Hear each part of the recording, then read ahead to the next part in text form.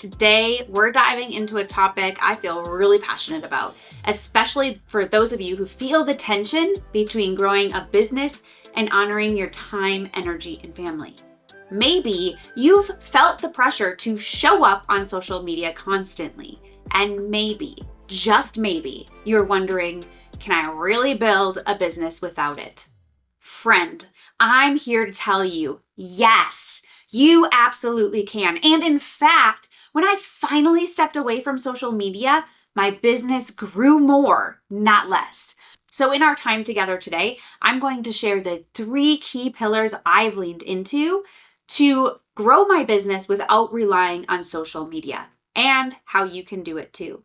The first pillar is long-form content that builds authority. This is content that sticks around. It's searchable, evergreen, and lets you go deeper than the 15, 30, 60-second clip or 220 character caption. For me, this looked like my podcast. I decided this is going to be my home base. Instead of spreading myself thin across platforms, I wanted to show up consistently in one space where I could share real value, teach from heart, and be me without filters or without algorithms. And you know what? When I left Instagram and Facebook, my podcast downloads actually skyrocketed. I saw a 400% increase in just the first month being off social. That's not a coincidence. That's God-honoring obedience and consistency. Think about it. If someone discovers an episode you recorded months ago that speaks to exactly what they need today, it builds instant trust. That just doesn't happen with a Facebook post that disappears in a few hours. Proverbs 16:3 says, "Commit your work to the Lord and your plans will be established." I took that to heart. I committed to showing up through my podcast, through my long-form content, and God really did the rest. So if you haven't chosen a long-form platform, long-form content comes in the forms of like a podcast, which is my preference for me personally, a blog, or YouTube. Now, I did YouTube for quite a while in the beginning of my business, and I kind of stopped because I didn't really find fulfillment in it. I didn't like having to get ready and dressed up like I am right now. But I started getting into it now that my podcast has grown and I feel like I have the capacity to add it back in. But what I want you to do is choose one of those. Choose one platform and commit to showing up consistently. Start with once a week. Let that be your main source of content and give yourself permission to go deep, not wide. Now, the one thing to think about is you don't have to be a podcaster, a blogger, or a YouTuber to make a difference with long-form content. You just need to create some really good pillar content that you can use in different ways. Like you can promote it in different places. You can have it be very SEO friendly, searchable, so that it can be found for years to come. That's what long-form content does for you and your business. All right, now let's talk about pillar 2, which is email nurturing that builds trust. This one often gets overlooked, but it is so powerful. I used to hear people say, "The money is in the list," and roll my eyes. But when I finally got serious about serving my email list, not just sending newsletters to send them, I wanted to be intentional and purposeful, have a strategy. I watched it grow from 350 subscribers to 3,500 in under 2 years. And what is kind of ironic about it is this happened pretty close to when I got off social media, because I was able to think more clearly. I was able to really dive into this piece and not have to worry about the social media posts. Social media took so many hours for me, and it wasn't life-giving. To put that into perspective, it took me more than 3 years to get to 350. That's like 100 a year, right? And just a year and a half to 10 times that without social media. Why? Because people on your email list have invited you in. Their inbox is personal. And when you show up with value, encouragement, and consistency, they start to trust you, not as a brand, but as a person. Each week without fail, I sent a simple value-packed email. Sometimes I send more, but I at least send one. It's not flashy. Sometimes it's just a quick story, a lesson I've learned, a reminder that they're not alone, a check-in to see how they're doing. But it also is with intention. There's always some type of CTA in it, whether it's just to reply to the email to let me know an answer to a question. I'm sending them to a podcast episode or some free resources or to a product so they know that I have services and products to sell. Now, those emails that I send often get more responses than anything I ever posted on social media because I have way more open rate. People see those emails way more than they saw my posts. So what do I encourage you to do? If you haven't already, write a welcome sequence for anyone who pops on your list. Be strategic about it, even if it's just an email or 3 emails, or you can draw it out for a couple of weeks. These emails should share who you are, how you serve, help them kind of pinpoint the problem that your target customer is dealing with, help them see the transformation they can make. And then commit to 1 email a week, at least, that offers value, not just promotions. Think friend with helpful advice rather than marketer with sales pitch. But make sure you include a CTA. Be intentional and strategic with these emails. But when you're thinking friend with helpful advice, and oh, by the way, here's a product, oh, by the way, here's a resource, oh, by the way, here's a link to something, it makes it a lot easier to write. All right, pillar number 3, collaboration.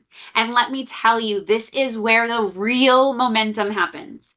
You can create the best podcast episodes and write incredible emails. But if you're trying to grow in isolation, it's going to feel like you're building in a vacuum. God didn't design us to work alone. He designed us for community, for partnership, for growth together. Now, you can't just step off social media and expect to grow. When I did step away, I realized I needed to lean more into other people's audiences, not in a spammy way, but through relationship and service. That meant intentionally reaching out to fellow podcasters, coaches, and business people to collaborate, to share each other's work and create opportunities that blessed both sides. Collaboration can be a win-win when we do it right for you, for your collaborator, and for their audience. When I was getting started, I was invited to speak on different podcasts that had loyal, faith-based audiences. And those conversations have brought more traffic to my email list than an entire month of posting on Instagram ever had. Why is this? Because people trust voices they already follow. And when someone shares you with their audience, you're stepping into that trust. And here's something that I really love about podcast guesting is that it's evergreen content. So you don't even have to have your own podcast. You can podcast guest, and that content is out there for years to come. People can find you from a podcast episode you recorded with somebody else 3, 5, 10 years ago. I think that's pretty cool. Romans 12:10 says, be devoted to one another in love. Honor one another above yourselves. That's not just a verse for friendship. It's a blueprint for how we do business in the kingdom. Collaboration isn't about climbing higher. It's about rising together. When we stop striving for visibility on our own and start linking arms with others, our reach expands and so does our impact. Now, there are so many different ways to collaborate, and we're not going to dive too deep into them today. Podcast guesting is a great one. I love lead magnet swaps, where I'll share someone else's resource with my email list, and they can share mine with theirs. Doing joint workshops or teaching a webinar or a workshop in someone else's audience, speaking at a conference, being a contributor in a bundle, lots and lots of different ways. So here's what I want you to think about. I want you to reach out to a fellow business owner and ask how you can serve their audience. Could you guest on their podcast, teach a workshop, write a value-packed guest email or blog? And then invite someone into a joint project of yours. Maybe you're doing a challenge or a giveaway or a bundle or an event where you both benefit and bring value to your audiences.